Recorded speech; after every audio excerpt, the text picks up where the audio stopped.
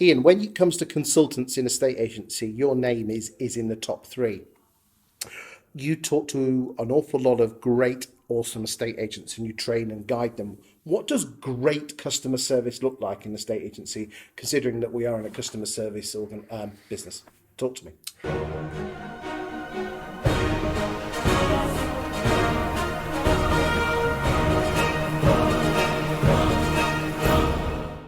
I think primarily it's where the agent has understood to build it from the customer's perspective, not from their own efficiency perspective.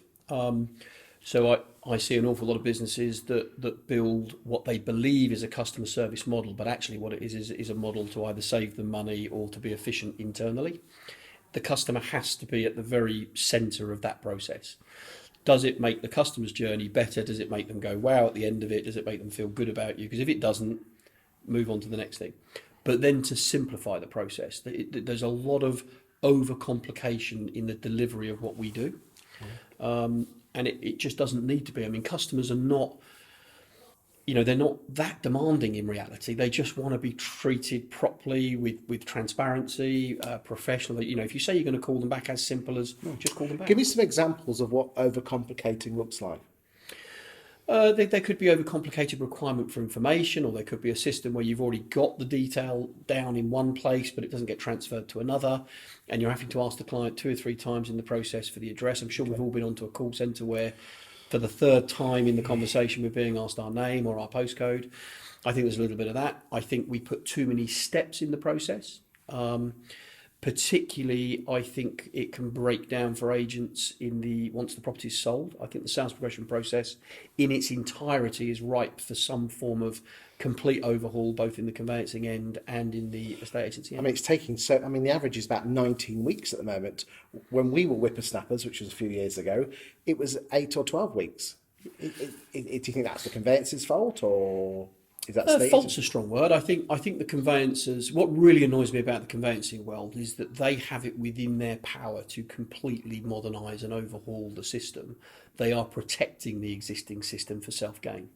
They won't like me for saying it, but they know it's right, I know it's right. They even have people in some of these new government lobby things that I've been on. Their mantra is not to help modernise. They are trying to slow down the change because they're just hanging on to their business models. We all know it's coming. We all know that it's happening. And as soon as we can get to the point where a transaction is binding much quicker in the process, the better. When you say customer, are we just talking about a vendor and a landlord, or are we talking about the other side, which is your tenant and your buyer? Look, the landlord and the seller are clearly your contracted clients where your income is derived from, but your buyer and your tenant are your future customers, and I think we owe them a duty of care and respect, whether that be legally or just morally. But the actual customer is clearly the landlord and the seller. Okay, you go around quite a lot of estate agents, you talk to some of the biggest names, in fact, you mentor some of the biggest names. Give me some examples of what made you go, wow, when it comes to customer service in a estate agency. I think it's where people do things that are just out of the ordinary. Peter Knight, a friend of mine from when I was at Romans, he taught me about the wow experience and not just, selling someone's house is not wow. That's what they've employed you to do. Selling it with the bells and the whistles and all of but it funnily enough isn't necessarily items that cost money. It's just a state of mind. For example, it could be that a tenant's moving in and there's been a mix-up on redecorating. And I know of people that have been around there on a Saturday night before the moving on a Monday at their own family time, redecorating the property for somebody. I know people that have turned up in areas of power cut and at their own cost have provided a generator. I know people that have... Now that's just a mindset of just saying, I'm not going to let this slip. There was a cost, a personal cost. Clearly they weren't putting profit or their own time first. They were putting the customers first. And I suspect those customers will repay them many, many times over with referrals or repeat business or both.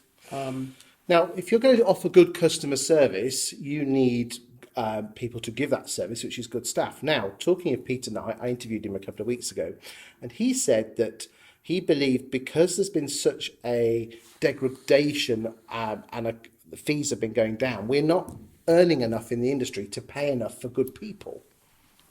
Do you think that's the case? Oh, yes, certainly. I mean, I happen to own a recruitment company, so I can see it all the time. But I mean, I from where I'm stood, I think that the quality The problem we have is that 20 years ago, estate agency was a way for people that might not have gone the educational route to earn significantly more than people that had. The price they paid was they worked longer hours and they worked some of their weekend time. But because the pay and reward was there, now there are other industries, as the estate agency salary side of things has perhaps slipped backwards, but the time and the workload hasn't. Yes. There are other industries that have caught up where, of course, they're now paying more or as much as estate agents, and in some cases more, but you don't have to work weekends or until 7 o'clock at night. So, and maybe the pressures are a little bit less. So we've reached a bit of a sort of point in time where the industry either has to accept that its fees, it cannot protect the fees any longer and has to be more cost effective, but therefore not be a high paid industry, or it needs to go back to its roots, and that is to charge a good fee for a good day's work and employ better people. But then train them. the question comes in is the amount of agents that are pulling their pants down when it comes to fees. And there's plenty of gurus out there that say charge what you're worth. But then you hear, if I had £1 for every time someone said, but that won't work in my town. Look, I think that comes down to the strength of the lister and the strength of the proposition that's being put forward to the customer. The customer will decide if your fee is good value or not. I genuinely, every piece of research that's ever been done, every piece of evidence I could show you from mystery shopping, the customer is not as focused on the fee as the estate agent is. The customer is focused on trust, honesty, transparency, service, and if there's 0.25% or 0.5% difference, that's not their motivator. The fee argument is created in the mind of the estate agent, and a good lister that might cost a little bit more per annum than a not so good lister is able to either overcome that mindset or just has the mindset of his value in the first place. It's already entrenched in his DNA. So I believe that you charge what you're worth. I think the problem is a lot of estate agents think they're worth more than they actually deliver, and that's a problem. So their fees just drop. So is that a lack of training? Is that a lack of support, guidance? All of the above. I think the first thing is leadership. If you are a business owner and you are unhappy about the fees being charged in your business, go out and show your people that it's possible to be done. I have met a number of people that I've subsequently not taken up the offer to work with them because they themselves will not go and... Yeah, it shocks me the number of bosses that haven't been out with their valuer. Ever. Or out with their listers, listers, same thing, without their, they haven't gone on an accompanied viewing. They haven't gone and done a listing appointment and allowed somebody to observe them.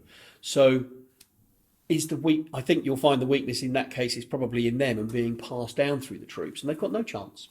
Because all they've got is a boss that's saying your fees aren't high enough, but not a boss that can say, but this is how you do it. There's no point in telling somebody what they're doing wrong unless you give them the answer.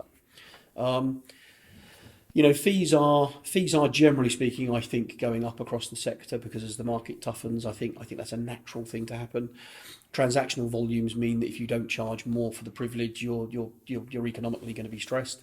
So I think they're naturally going up, but I think they're going up out of necessity more than out of any strategy. And of course, it's one thing that I would endeavour to do for most clients would be to take their fee offering and see if we can move it. Because if you can charge more fee off the same transactions, then that makes great business sense, as long as you're worth it. But I do see a lot of people preaching charge what you're worth, and I'm not so sure they put it into their own businesses. So you've got to be careful what you say. You have.